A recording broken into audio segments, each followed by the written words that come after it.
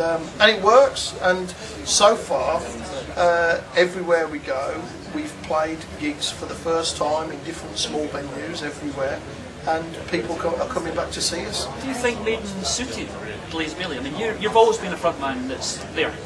Well, I was surprised really, because I'm different to Bruce in a lot of ways.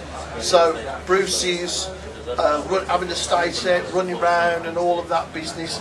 I'm more climbing over people and getting in your face. Out of the crowd, so so that's a difference.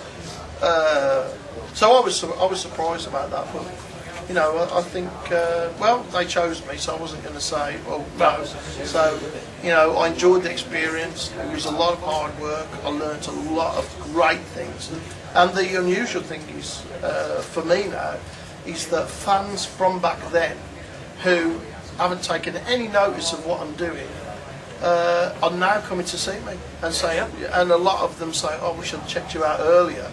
I think because Maiden now do things on a 2-yearly basis, now people have, well, what are the other guys doing? And people come and check out my band, and a lot of them really like it, and I see more Maiden t-shirts now at my concerts than I have since I left the band. That's because they're selling them in Next.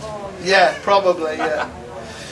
So, do you think, this is a question of, if I'd known I would have prepared it better, but do you think if Maiden had been prepared to change their sound to your voice, because you're much darker than Bruce, you're much less operatic and frivolous, it's a much darker. Do you think if Maiden had changed to your sound, it could have changed?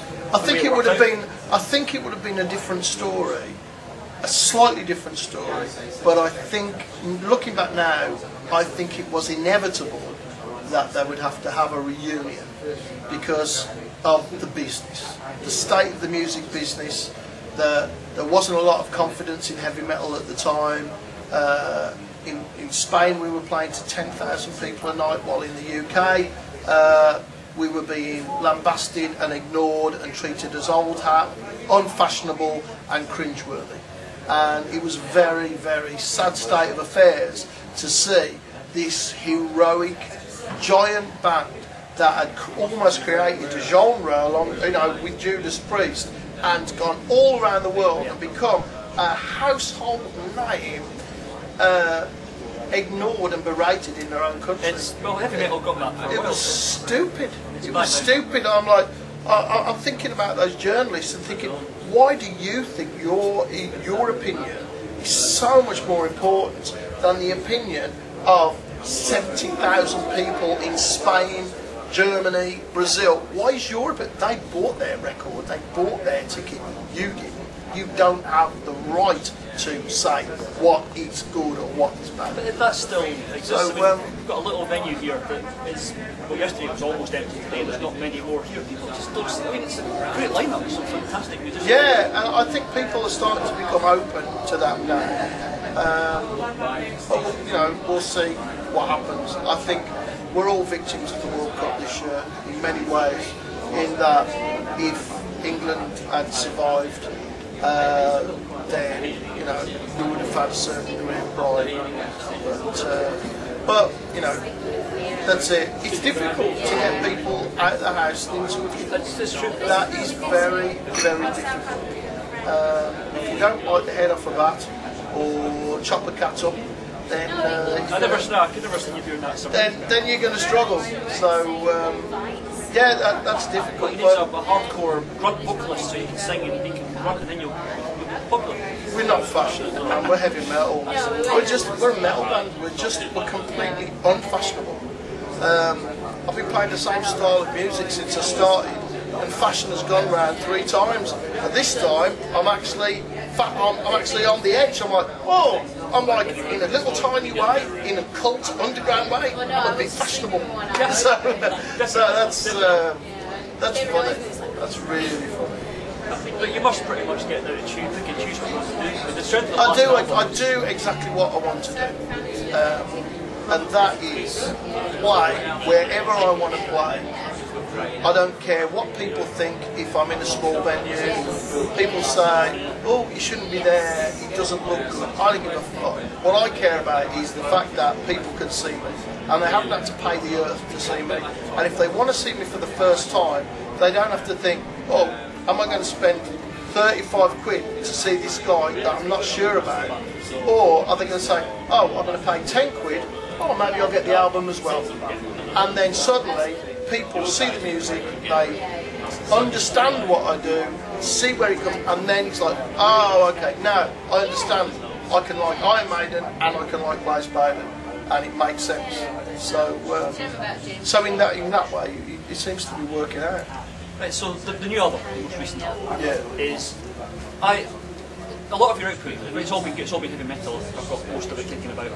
But the last album was something different. There was some sort of change in mindset. There was just it's a very dark album, and some of the music had been around for a little while, and it had been a long time. I think it was 18 months since The Man Who Would Not Die, really, and there was a lot to say, and a lot had happened as well. A lot had happened to me in my personal life, and to us personally as a group of people in the band. So that coloured the way that it was, and I think we, in a weird way, we said we can't think about this too much. It has to be an emotional response. It has to tell the story of the things that have happened to us. The theme that constantly runs through the lyrics and through our recordings is survival and endurance and beating the odds and doing things that other people say are impossible, but doing them anyway. And that's a part of the thing. Getting through it, surviving, beating the odds is a part of a theme that is constantly referred to in some way or another in our lyrics and the music that we write, from The Man Who Would Not Die through to the end of Promise and Terror. Then there is a very thin thread that you could find in all of the songs, and yeah, so now I do what I want to do, and what I want to do is go and play to people, and in the next 2 years try and play in every venue that I can around Britain and around Europe. And it's very difficult to do that because people aren't interested in seeing what they perceive as a big name play a small place. I go, no, I have to play a small place because that is where the fans will take you seriously. When they see you face to face, they know that you mean it. And they can afford to see you. So that's what I want to do, and that's what I do. And I do the music that I want, and nobody tells me what artwork to have, or what lyrics to write, or that won't be in the charts, or that should be a single, or that should be a single. We just discuss it as a band, and whatever the consensus is, that's what we go with, and so far it seems to work. Are Wolf Bane going to be doing a headline your own? Yeah, what we're doing is, we enjoyed the last couple of things a lot, but we're not a full-time band, you know. We're some guys riding a wave of nostalgia and really enjoying it. So we thought it out, and we're going to tour December 2011, so that's next December, and we'll probably, if we can be bothered, bring an album out around September of next year, and we might do a couple of festivals if they fancy lots of money and it's a big rider. So that's the rough plan of what we're doing, and we're just going to fit it around everybody's job and my band and all of that. But it's the original lineup writing the songs, and the original lineup making the album, the original lineup appearing on stage. So basically it should be a lot of fun. We just want it to be good, you know, but fun. That's the number one thing. Well, it's great to see you back, Liz. And well, thank you very much for Thank you. Thank you. A complete random stranger. Good luck with your show. Thank you, sir.